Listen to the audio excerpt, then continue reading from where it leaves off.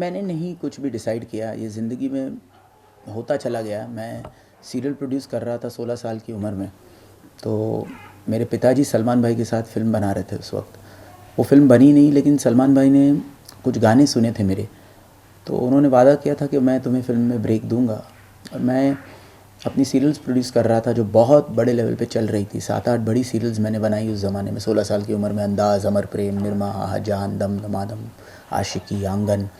तो उसके बाद यूँ हुआ कि सलमान भाई ने मुझे म्यूज़िक के लिए प्यार किया तो डरना क्या में ब्रेक दिया, और वो जो गाना हिट हुआ उसके बाद वो सिलसिला शुरू हुआ। तो मैं बहुत आभारी हूँ सलमान भाई का, खान परिवार का, कि वो ब्रेक हुआ। और उसके बाद म्यूज़िक की मेरी जर्नी जो शुरू हुई, वरना शायद मैं इतना स्ट्रगल करने जाता नहीं, क्योंकि as a serial producer establish हो चुका था।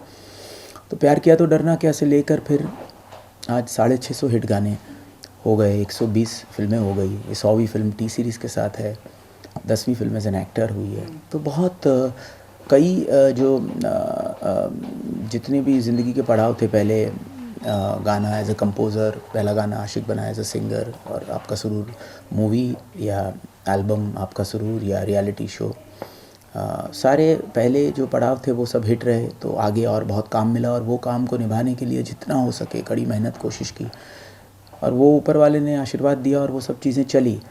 तो ये जितनी भी चीज़ें हुई वो कहीं ना कहीं सोच कर नहीं हुई, बल्कि एक ऊपर वाले का करिश्मा, आप लोगों का प्यार, लोगों की दुआएं, माँ बाप का आशीर्वाद कहीं ना कहीं लगा, जिसकी वजह से ये सब होता चला गया। और पिछली फिल्म एक्सपोजे की कामयाबी के बाद उसमें काफ़ी क्रिटिक्स का बहुत अच्छा साथ रहा, कमर्शियली चली। तो तेरा सुरूर में और मेहनत करने के लिए, किरदार में बिल्कुल रघु के किरदार में, जो अपनी गर्लफ्रेंड तारा को डबलिन बचाने जाता है और उसको निकालता है वहाँ डबलिन प्रिजन से एक एस्केप प्लान के ज़रिए, जो नसीरुद्दीन शाह जी, रॉबिन धर्मराज सैंटिनो जी एक डिवाइस करते हैं। और उसके लिए ये कुछ एक्शन है, सस्पेंस थ्रिलर है, और एक edge of the seat thriller है कि आप गैस करते रह जाओगे कि अनिरुद्ध ब्राह्मण कौन है जिसने तारा को फंसाया। शेखर कपूर जी हैं, कबीर बेदी जी हैं। तो larger than life, beautiful visuals, beautiful music and अच्छे परफॉर्मेंसेस हैं। तो उस कैरेक्टर में रघु के लिए एक शेप में आना ज़रूरी था। तो उसके लिए अगेन बहुत मेहनत की, जिमिंग की, वर्कआउट किया। 8:30-9 बजे के बाद खाना बंद कर दिया बिल्कुल। सो एक अपनी तरफ से जितना हो सके मेहनत की है, and we tried to made a product and we are very happy with the film. Now we are waiting for people to react on the 11th of March. मुझे सेम टाइम अगर लोगों की बात करें, जैसे आपने 6 ट्रैक बनाया इतने सारे म्यूजिक आपने ऑलरेडी हिट चुका है, तो ये जो 6 track app banana, you think सबसे बेस्ट? नहीं, सबसे वैसे वो तो देखिए, मेरे लिए ये था कि जो भी करें वो दिल से करें, मोटिवेटेड रहें। और जैसे म्यूज़िक में हिट के बाद दूसरा हिट बनाने के लिए बहुत सारे और गाने बनाने पड़ते हैं, फिर सैम्पलिंग करते हैं, फिर जो सबको पसंद आता है वही रिकॉर्ड करते हैं। कोई पर्सनल ईगो के हिसाब से काम नहीं करते। उसी तरह से इस किरदार में लीन लुक, एक्शन के लिए सिक्स पैक होना उसके ज़रूरी थे। तो एक कैरेक्टर का लुक होता है जो बहुत ज़रूरी होता है। तो वो एज एन एक्टर मैंने एक्सपोजर से सीखा कि किरदार में बिल्कुल रवि कुमार के लिए मैंने 20 किलो वज़न लूज़ किया, वर्कशॉप्स किए। और उसमें कई चीज़ों में जो लार्जर देन लाइफ 60s का एक एरा था, तो वो कैरेक्टर में जब किया तो काफ़ी अप्रिसिएशन मिली उसकी वजह से। और उससे इंस्पायर्ड हो के रघु में जो कैरेक्टर मुझे करना था, उसके लिए ये लुक ज़रूरी था।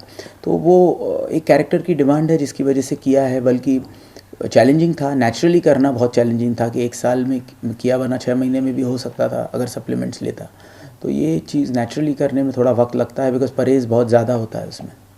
सेम टाइम अगर हम मौसम की बात करें, यहाँ पे 2 मास्टर हैं, एक शेखर कपूर है, नसीर साहब है, कबीर बेदी है।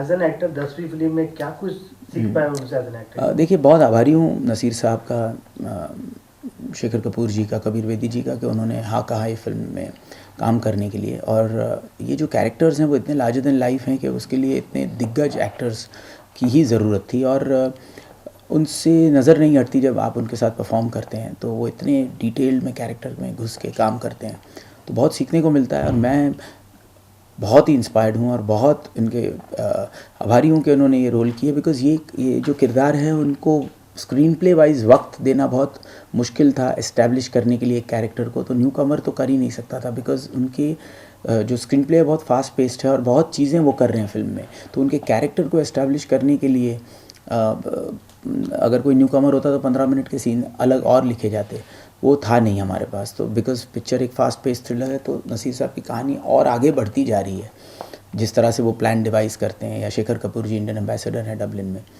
तो वो ऐसी पर्सनालिटी जिनको देखते ही लगे कि हाँ ये वो किरदार हैं, वो बहुत ज़रूरी था। और दे परफॉर्म सो एफर्टलेसली, तो वो सीखा कि इतनी एफर्ट किए बिना परफॉर्म करना वो बहुत बड़ी कला है और कैरेक्टर में बिल्कुल घुस के। तो हमने थोड़ी बहुत कोशिश की, मैंने ट्राई किया, my journey is just begun, and एक प्रोडक्ट ऐसा बनाने की कोशिश की है कि आप सबको प्रोडक्ट लेवल पर भी पसंद आए, क्योंकि एक इकोनॉमिकली हमारी म्यूज़िक बहुत अच्छा हो गया, और जिस तरह से हमने रिकवरीज की हैं तो we are very safe in terms of our production designing and economics viabilities of the film. But release के बाद बात होती है कि पिक्चर कितनी अप्रिशिएट हुई, तो उसके पॉइंट ऑफ व्यू से भी हम बहुत खुश हैं इस प्रोडक्ट से, एंड सोच रहे हैं कि और उम्मीद करते हैं कि लोगों को पिक्चर पसंद आएगी। बट सेम टाइम अगर लोगों की बात करें, आज भी लोग एक्सपोज की एक डायलॉग जुबान पे आता है कि स्टाइल तो बहुत है जी, बस थोड़ा सा अपने आप भर दीजिए। जी। इसमें हम वो क्या कुछ देख पाएंगे? देखिए, इसमें वो लार्जर देन लाइफ डायलॉग्स नहीं होंगे, क्योंकि वो 60s का एरा था जहाँ ऐसे कैरेक्टर्स होते थे और रियल थे। यहाँ पर डायलॉग्स हैं लेकिन सटल हैं, जैसे लास्ट में जब अनिरुद्ध ब्राह्मण उसके सामने होता है और वो उसको बोलता है कि मैं इतना बड़ा पागल हूँ कि मैं जानता हूँ कि तू मुझे नहीं मार सकता क्योंकि मैं तारा की बेगुनाही का सबूत हूँ। तब ये रघु उसे कहता है कि तू अपने आप को बहुत बड़ा पागल कहता है ना, चल पागल पागल खेलते हैं। तो डायलॉगबाजी है लेकिन उस अंदाज में है कि आज के सटल लेवल पर जो डायलॉग्स अच्छे लग सके। और मुझे लग रहा है कि इस फिल्म में जिस तरह का edge of the seat thriller है कि फर्स्ट फ्रेम से ही फिल्म अपनी कहानी में ऑलरेडी शुरू हो जाती है कि आपको गैस वर्क रखती है, आपको ग्लूड रखती है। और सुरूर का जो दर्द है कि हर इंसान ने कभी ना कभी किसी न किसी से प्यार किया है, उसी प्यार के नाम ज़िंदगी कुर्बान, ये जो मैसेज है पिक्चर का, जो सुरूर एल्बम से चला आ रहा है या सुरूर फिल्म में था, तो वो दर्द का एहसास है। रघु और तारा की प्रेम कहानी है, लेकिन एक बहुत ही इंटरेस्टिंग इंट्रीगिंग थ्रिलर के साथ है, एक्शन के साथ है। डबलिन के बहुत खूबसूरत लोकेशंस हैं और बहुत ही टावरिंग परफॉर्मेंसेस हैं नसीर साहब के, शेखर कपूर जी के, कबीर बेदी जी के। हिंदी से हमने देखा कि काफ़ी हार्ड वर्क किया आपने, अब ट्रेलर में भी वो सब कुछ दिख रहा है। आपने 6 पैक एप्स की बात की, अभी भी कुछ ऐसे एप्स हैं या सब खा पी के? देखिए, एब्स के लिए क्या होता है कि आपको बेसिकली 2 दिन करीबन उसके लिए पूरी तैयारी करनी पड़ती है इन टर्म्स ऑफ, क्योंकि ऑल द टाइम्स आप 6 पैक एब्स में it is not fit, it is not healthy. But yes, पूरा खाका उतना रेडी है कि 1 या 1.5 दिन अगर आप उस पर वर्कआउट करो तो वो बिल्कुल शॉट देने के लिए रेडी हो जाता है। तो उसी तरह से अपना पूरा जो खाका है वो मोर देन रेडी है और मेंटेन किया हुआ है। और अब वेट पुट ऑन करने का ऐसा कोई इरादा नहीं है, बस कोशिश करूँगा कि वो ये जो आदत छूट चुकी है 8:30 बजे खाने की, वो कभी दोबारा ना लगे। सेम टाइम ना, लास्ट टाइम जब हम एक्सपोज से जी। आपसे मिले थे तो आपने कहा था कि साल में एक ही मूवी करेंगे बट अच्छा मूवी करेंगे। जी। तो how you choose your movie? And देखिए, मैं बहुत ही कम काम करना चाहता हूँ इन terms of my music, because track record एक बरकरार रखने के लिए कम से कम काम लेकिन अच्छा काम। तो ही आज लास्ट 3 साल के भी जितने भी हिट्स हैं, बॉडीगार्ड हो या तेरी मेरी हो या जुम्मे की रात हो, आइसक्रीम खाऊंगी, दर्द दिलों के कम हो जाते, चलाओ न नैनों से बांध रहे, गो गो गोविंदा, बलमा, प्रेम रतन धन पायो, सनम तेरी कसम, खींच मेरी फ़ोटो, तेरा सुरूर, बेखुदी, मैं वो चांद, तो ये सारे ट्रैक रिकॉर्ड को मेंटेन करने के लिए कम काम और ज़्यादा मेहनत ज़रूरी है। उसी तरह एक्टिंग में भी एक फ़िल्म से ज़्यादा एट अ टाइम करना बहुत मुश्किल होता है, बिकॉज लोग किरदार, प्री प्रोडक्शन, डिज़ाइनिंग, तो मैं कम काम करके एफ़र्ट पूरा डालना चाहता हूँ ताकि जो एक्सपेक्टेशंस है उसे पूरी कर सकूँ। And at this point of time इतना काम कर लिया है कि अभी जो हर एक साल में एक आध फिल्म एज एन एक्टर, एक आध फिल्म एज ए कंपोज़र, 3-4 गाने एज ए सिंगर, एक आध रियलिटी शो और लाइव शोज़, इससे ज़्यादा काम नहीं करना चाहता।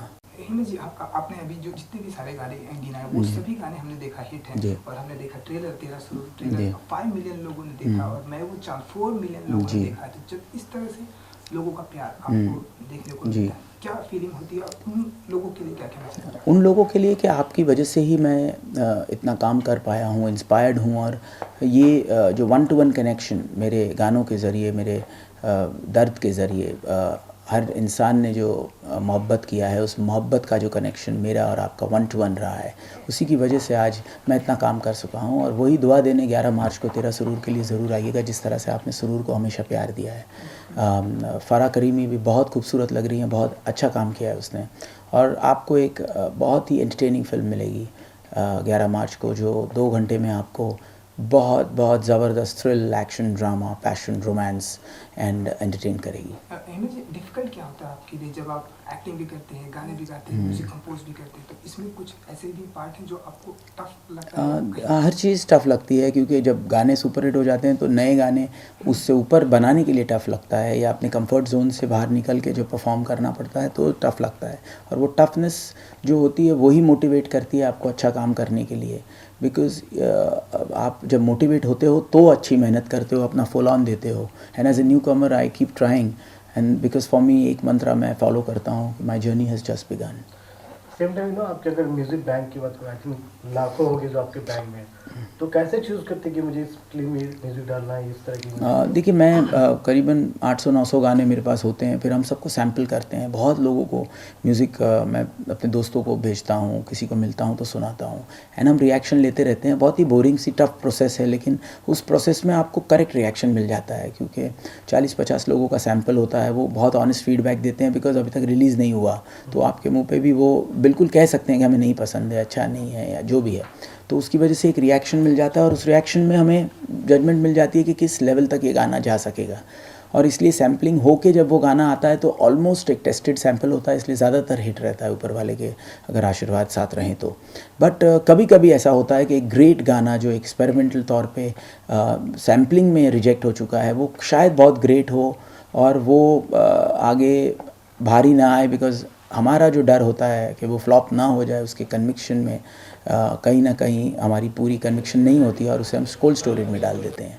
तो ये होने का चांस है, लेकिन इस स्टेज पे जो मैं हूँ, एक रिस्क ना लेने वाली स्टेज पे मैं बहुत ऑनेस्टी से बात करता हूँ, इसलिए बात आपको बहुत ही डिटेल में बताई कि इट बिकम्स वेरी डिफ़िकल्ट। तो कभी कभी शायद कोई बहुत ही अच्छा एक्सपेरिमेंटल गाना कोई बैंक में हो जो शायद बहुत बड़ा हिट होता, इनसे ज़्यादा होता, वो कभी शायद भारी ना आए फ़िलहाल, फिर आगे का तो आदमी प्रिडिक्ट नहीं कर पाता। बट सेम टाइम ना, जैसे कि म्यूजिक की अगर रीमेक की बात करें, आपके टाइम से स्टार्ट हुआ, आज तो रैपर चालू हो गया, तो डिड यू मिस रीमेक या रैपर? नहीं, I don't think so, because मैं तो हमेशा ही कुछ ना कुछ नया करने की कोशिश करता हूँ। तो तब कुछ नया करते थे, तब ओनली, और सर की जो सर से जब सब गाने इंडियन हिट हुए तो तबला ढोलक पे सब गाने करते थे। उसके बाद हम बिल्कुल टेक्नो, जस्ट चिल, मोहब्बत पे मिर्ची, निकम्मा किया और जनाब अली, इस किस्म के गाने किए। तो सडनली एकदम वापस ट्रेंड चेंज किया तेरे नाम से, बिल्कुल इंडियन म्यूज़िक से, और अगेन कंप्लीट सूफ़ी में दर्द का एहसास के साथ थम्पिंग डीजे की बीट्स डाली आशिक बनाए से। तो अगेन रीवैम्प कुछ अलग कर दिया, और फिर बिल्कुल टेक्नो किया, हाउस मिक्स जैसा hookah bar and all these बलमाज एंड दीज टेक्नो सॉन्ग्स, जुम्मे की रात। एंड देन एकदम प्रेम रतन धन पाया वापस, एकदम देसी, जो आज कोई नहीं अटेम्प्ट करेगा, और फिर भी यंगस्टर्स को इतना पसंद आ गया, हाईएस्ट डब स्मैश ट्रैक बना। और फिर अगेन सनम तेरी कसम, जो एकदम न्यू कमर की फिल्म थी, जिसमें कोई माने स्टार्स नहीं थे, या ट्रैकिंग नहीं था, या प्रमोशन नहीं था। तो मैं देखना चाहता था कि म्यूज़िक में क्या वो बात है कि हम उसको पॉपुलर कर सकें। और आज खींच मेरी फ़ोटो भी हिट हुआ, सनम तेरी कसम टाइटल ट्रैक हिट हुआ, और तेरा सुरूर जिसमें मेरी टी सीरीज़ के साथ 100 फिल्म है। तो बहुत म्यूज़िक में वो साउंड डिज़ाइनिंग की, नए गाने भी हैं, पुराने भी है, मैशअप भी है। एंड भूषण जी के साथ जो म्यूज़िक का हमारा ट्यूनिंग रहा है, तो he is a man with a very very big vision. And बहुत आज अच्छा जा रहा है म्यूज़िक, तो अच्छा लग रहा है कि एक सेट रिकवरीज हमारी हुई है। And now we are hoping that people appreciate the film, because film से हम बहुत खुश हैं, we like the product, and some towering performances हैं पिक्चर में। हिमेश जी, हमने देखा कि सलमान खान जो है वो आपके बहुत ही करीबी माने रहे, हमेशा माने जाते हैं। तो उनकी तरफ से ट्रेलर या गाने को लेकर कुछ रिएक्शन आया है? देखिए, वो तो हमेशा फिटनेस टिप्स देते हैं कि भाई कुछ ना कुछ चेंज करो अपना रूटीन, ताकि बॉडी यूज टू ना हो। उस तरह से टिप्स काफ़ी लिए उनसे, और वो तो मेरे भाई हैं, उन्होंने इतना सपोर्ट किया है, तो आज मैं इतना काम कर रहा हूँ। उनका सबसे बड़ा तो कॉम्प्लीमेंट यही आया कि उन्होंने ट्वीट कर दिया जैसे ही उन्होंने देखा, तो वो मुझे बहुत खुशी हुई। एंड मैंने उनको थैंक्स का मैसेज भी किया and I am grateful to him. वैसे भी उनके बहुत एहसान है। तो कुछ लोगों का बहुत ज़्यादा सपोर्ट रहा है मेरी ज़िंदगी में। सलमान भाई का तो ये मेंटर हैं, उन्होंने ब्रेक दिया। मेरे पिताजी जिन्होंने मुझे ये तालीम दी म्यूज़िक की, भूषण जी जिनके साथ 100 फिल्में की। तो बहुत सारे लोगों का सपोर्ट है, आप मीडिया वालों का जिन्होंने इतना मुझे प्यार दिया, लोगों का जितना इतना प्यार दिया। तो वो चीज़ के बाद मैं एक्चुअली ज़्यादा कुछ मांग नहीं सकता हूँ। यही कह सकता हूँ कि बस आप दुआ कीजिए, मैं आप लोगों की दुआ करूँगा and we try to work hard और मेहनत करेंगे। हिमेश जी, अगर हम सॉन्ग की बात करें, आपकी इतने सारी हिट सॉन्ग है, अभी सिंगल ट्रैक के ज़माना है डिजिटली, कोई ऐसा सॉन्ग है जो हिट होने के बाद आप उससे खुद एक्टिंग करें ऐसा पर्टिकुलर सॉन्ग? देखिए अभी तो सिंगल्स का टाइम है, तो बहुत एक्सपेरिमेंटेशन शुरू हुआ है। तो अभी डिज़ाइन करेंगे, क्योंकि बहुत ज़्यादा काम मैं नहीं कर रहा हूँ, लेकिन हाँ कुछ ना कुछ करने का इरादा है अभी सिंगल्स की दुनिया में भी, तो वो मैं करूँगा। हिमेश जी, जैसा कि मैंने जब भी आपसे बात की, आप बहुत ही फैक्ट बातें करते हैं और जो दिल में आपको होता है वही बातें करते हैं। ट्रेलर में मैंने देखा है काफ़ी रोमांटिक अंदाज में। जी जी। रियल लाइफ में भी कितने रोमांटिक? देखिए रियल लाइफ में इंटेंसिटी तो मेरे अंदर है, लेकिन मैं इतना ज़्यादा इंटेंस नहीं हूँ, सीरियस नहीं हूँ जितना कि लोग समझते हैं। लेकिन कुछ ऐसे संजोग में ही मेरी पिक्चरें आई हैं जहाँ पे वो इंटेंसिटी रहती है, और सुरूर मोल्ड में तो डेफिनेटली इंटेंसिटी ही बहुत बड़ा काम करती है। बट आगे चलकर एक अच्छी कॉमेडी वो भी करूँगा एंड लाइट हार्टेड रोल्स भी करने की पूरी कोशिश करूँगा।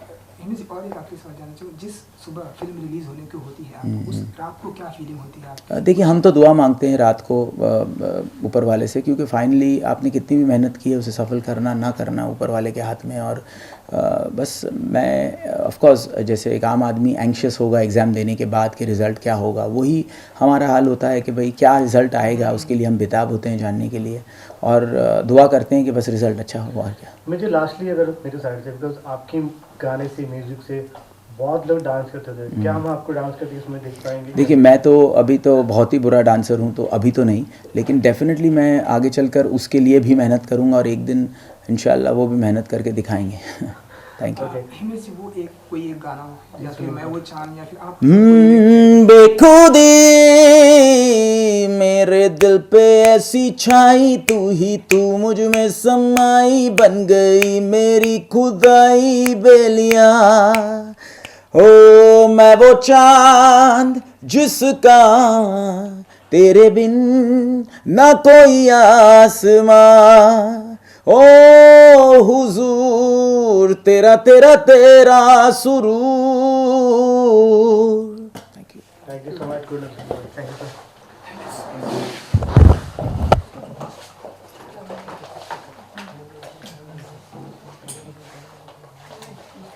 किसा